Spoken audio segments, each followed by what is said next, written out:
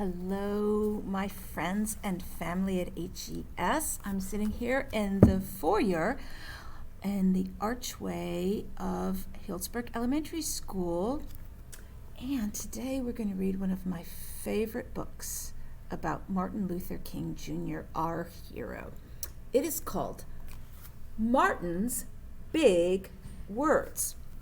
It was written by Doreen, Rappaport, and illustrated by Bryan, Collier. ¿Listos para escuchar?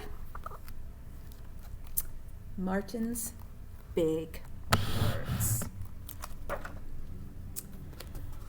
Everywhere in Martin's hometown, he saw the signs. White only. His mother said these signs were in all southern cities and towns in the United States. Every time Martin read the words, he felt bad, until he remembered what his mother told him. You are as good as anyone. In church, Martin sang hymns. He read from the Bible. He listened to his father preach. These words made him feel good.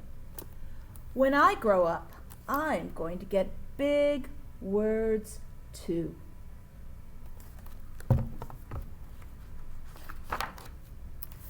Martin grew up.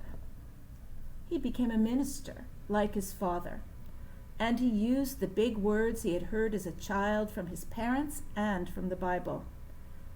Everyone can be great.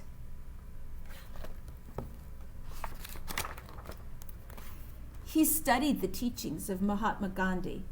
He learned how the Indian nation won freedom without ever firing a gun. Martin said love when others said hate. Hate cannot drive out hate.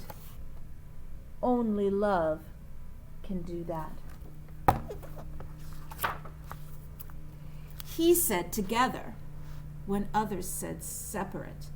He said peace when others said war. Sooner or later, all the people of the world will have to discover a way to live together.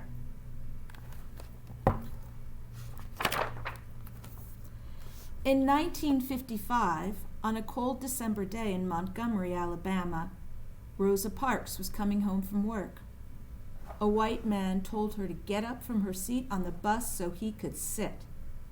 She said no and was arrested. Montgomery's black citizens learned of her arrest. It made them angry. They decided not to ride the buses until they could sit anywhere they wanted. For 381 days, they walked to work and school and church. They walked in rain and cold and in blistering heat. Martin walked with them and talked with them and sang with them and prayed with them until the white city leaders had to agree they could sit anywhere they wanted. When history books are written, someone will say there lived black people who had the courage to stand up for their rights.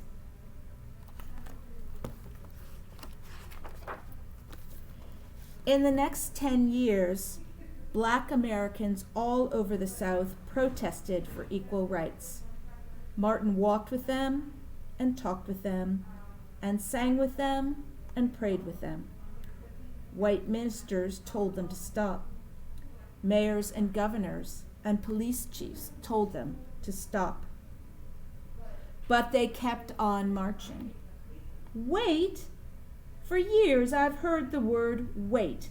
We have waited more than 340 years for our rights.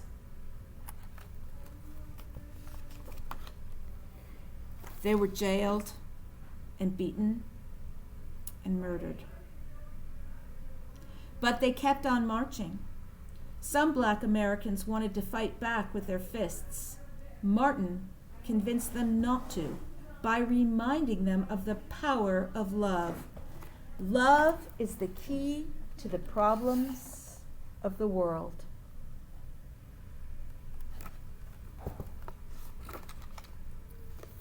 Many white Southerners hated and feared Martin's words.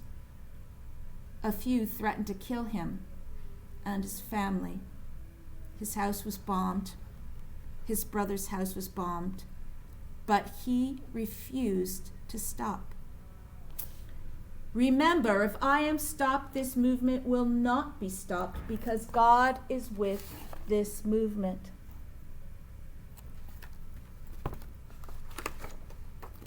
The marches continued.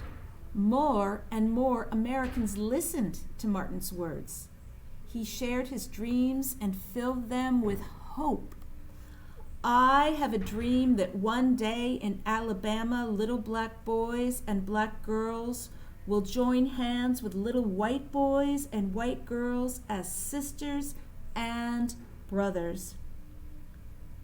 After 10 years of protests, the lawmakers in Washington voted to end segregation.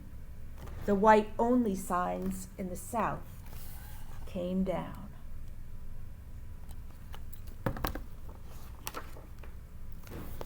Dr. Martin Luther King Jr. cared about all Americans.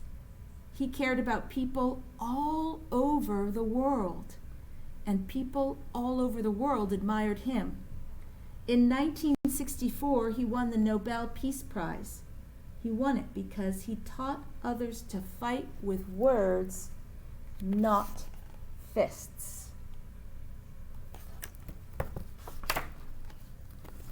Martin went wherever people needed help. In April 1968, he went to Memphis, Tennessee. He went to help garbage collectors who were on strike. He walked with them and talked with them and sang with them and prayed with them. On his second day there, he was shot. He died.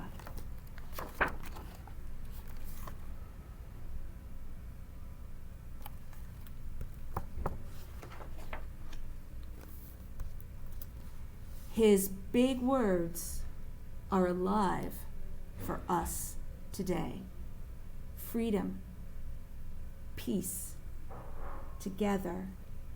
I have a dream, love.